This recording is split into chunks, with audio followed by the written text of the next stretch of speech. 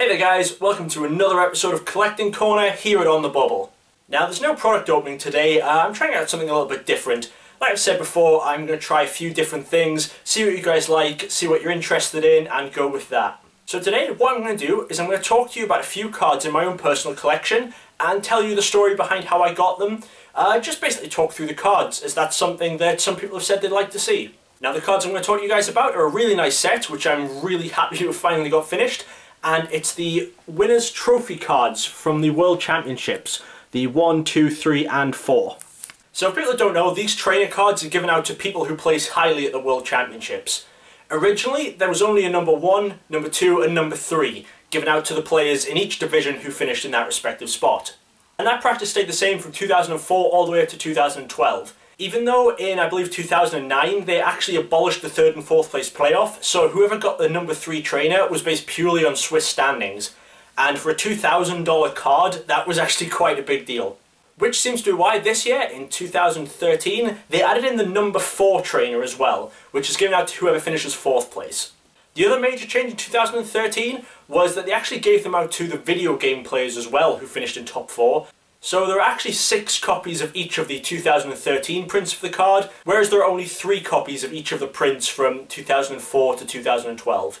That means that overall, for the number 1, number 2 and number 3 trainers, there are 33 copies of each, with different years on and a different card style based on the trainer cards of the time. And there are just the 6 number 4 trainers. Now these cards are sometimes kind of underappreciated by collectors, since not that many try and pick them up. And they're actually really hard to get a hold of when you try and look. Because you see, there is a collector out there who most people know, his name is David Perzin. And every year at the World Championships, he goes to try and buy 1 copy of the 1, 2, 3 and now 4 from the winners on site. And he also tried to buy all the backlog of the ones he was missing. And this year at the World Championships, he finally picked up the last one he was missing. So from 2004 to 2012, he actually owns a third of all the trophy cards, having a copy of each of the 1, 2 and 3. And then he owns a 6th of the ones from 2013, having a 1, 2, 3 and 4. So I'd like to talk you through how I obtained these cards and how they entered my collection. The first one I got was this one, the 2009 number 2 trainer. This card originally belonged to David Cohen, who came 2nd in 2009 in the seniors division. And I know this because I actually middled the sale from David to Scott Pratt, who many of you know because he's been in the news recently for selling that Illustrator on eBay. And it was Scott who got the card graded, and it was supposed to be just staying in his own collection.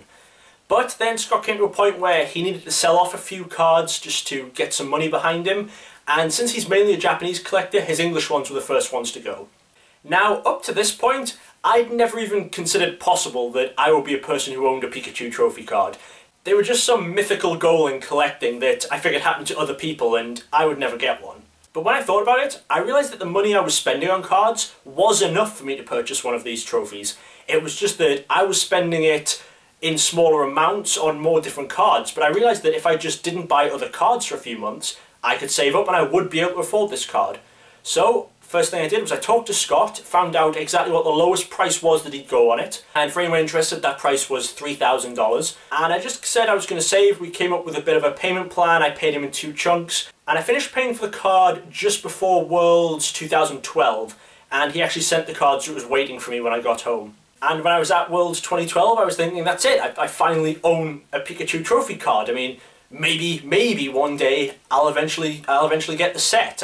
I still didn't think it was possible. I thought it was still just a pipe dream, but it was in my head. And I ended up talking to a couple of people at Worlds 2012 who made that possible.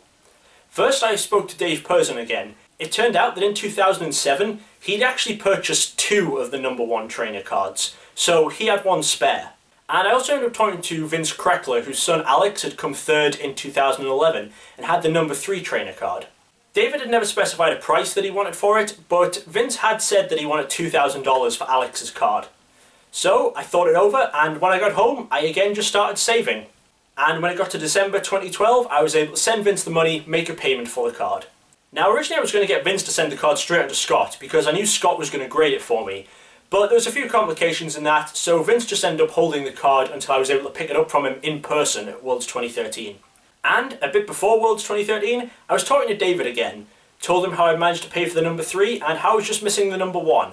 So we started talking, and he said he would sell me a spare one. We settled on a price of $4,000, which, if people know the prices that #1 trainers go for, that was a very, very reasonable price. So I get the Worlds 2013.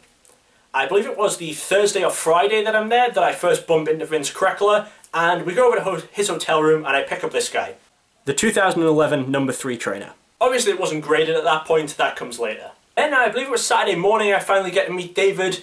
We go and we talk, and I purchase from him this card. The 2007 #1 trainer. And that's it. I finally have a complete set. I'm only the 3rd collector in the world to ever get a full #1, 2 and 3 trainer set. Behind David, who obviously has multiple, and a collector named Nestor who lives in Australia, who actually completed his set of #1, 2 and 3 just before I did. So I'm completely thrilled, and I'm going to get them sent off to Scott, get them graded, and finally have the set. Now, earlier on in the day, me and David had taken a wander over to the trophy case in order to look at this year's cards, just see if they were the same, and they weren't there, which was a bit odd. But, you know, we figured they were just putting them out later. But at some point during the day, a friend of mine and David, who works behind the scenes, says, when they put the cards in, go and look at them. There's something you're going to want to see. And obviously we began speculating, was it something like a change in artwork, something like that. And then it's a bit later on in the day, I'm showing off my #1 trainer card to people, I'm telling people how I finally just finished the set, and David comes up to me and says, let's go over to the cabinet, there's definitely something we're going to want to see. And there it is, staring back at me, a #4 trainer. My set is no longer complete. I had a complete set for about 45 minutes before they brought that card out. So obviously I'm a little downhearted at this point, but I speak to David. He tells me obviously it's not impossible to obtain these cards because he's been doing them and I've obviously got the 1, 2 and 3. So he says that when he's talking to players this weekend, he will attempt to try and get 2 and then sell 1 back to me, which I'm eternally grateful for the offer from him.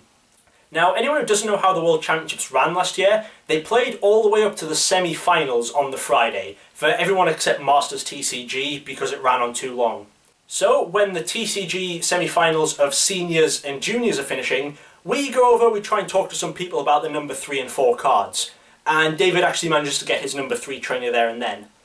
But it's only at this point we're then told that video game players got them too. The video game players having already left for the night. So that's 3 copies of the #3 and 3 copies of the #4 already given out, already left the venue. We don't know if the players are coming back.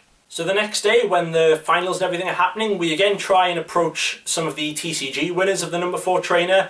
The seniors and juniors don't want to sell, but David actually finally gets his from Dustin Zimmerman, who came 4th place in Masters after the semi-finals were played on the Sunday morning.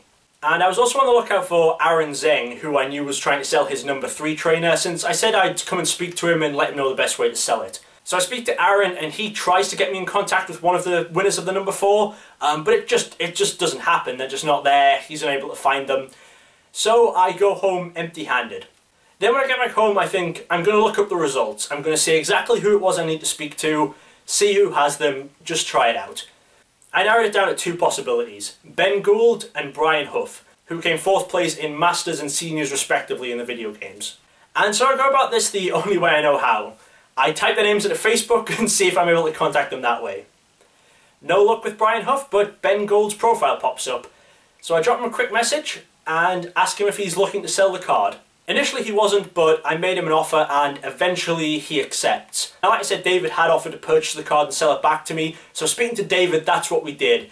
David paid for the card on my behalf and then sold it back to me. But the interesting thing was, Ben actually only lived about an hour and a half's drive from myself. So I actually ended up driving from my home all the way down to Leeds, where Ben lived, in order to pick up this. The 2013 #4 trainer. Which I am going to have graded soon. So I think it's kind of funny that out of my 4 Pikachu trophies, I actually ended up buying 3 of them in person rather than online. And now you can see them here all together. There's the 1, the 2, the 3 and the 4. And I'm obviously incredibly happy with having finished the set. It's something that, as I said, very few people have actually done, and something that I personally never ever thought I was going to do. So, I hope you guys enjoyed this video. I hope I didn't ramble on for too long. Just let me know in the comments what you thought. Let me know if it's something you want to see me do again, talk more about cards in my own personal collection, and my own personal stories behind obtaining them. And I hope you guys stick around, because I will have some more videos coming up soon, some more of this, some more pack openings, and some more completely different stuff. So thanks again for watching, and I hope to see you guys more in the future.